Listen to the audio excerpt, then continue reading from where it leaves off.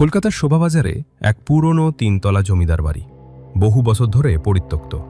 লোকমুখে শোনা যায় রাতের বেলায় কেউ ছাদে হাঁটে, যার পায়ের ছায়া পড়ে না। তিন বন্ধু আভিক, রিমি আর তন্ময় সেখানে অফিস চালু করে।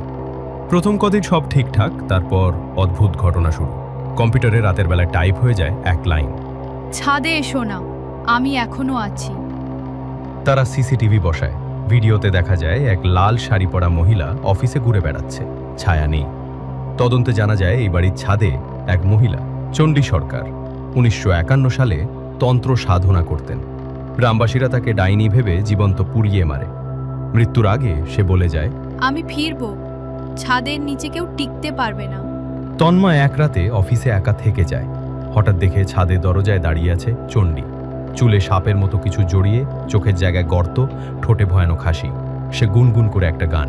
আয়, ছাদের তারা ডাকে।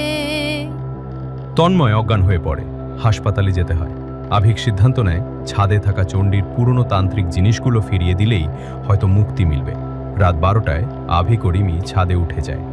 সেখানে তারা খুঁজে পায় এক পেতলের বাক্স, তাতে লাল টিপ, আয়না আর পুরনো শঙ্খ। তারা সেটা মাটিতে রাখতেই চারপাশে কুয়াশা ছড়িয়ে পড়ে। চণ্ডী সরকার আবির্ভূত হয়, ধীরে ধীরে বলে, তোমরা ফিরিয়ে দিয়েছ, এবার আমি বিশ্রাম নেব। সে হাওয়ায় মিশে যায়। পরদিন সকালে ছাদে পড়ে থাকে শুধু একটা লাল শাড়ি। অফিসে আর কোনো অদ্ভুত ঘটনা ঘটে না, তবে রিমি মাঝে মাঝে এখনো শুনতে পায়,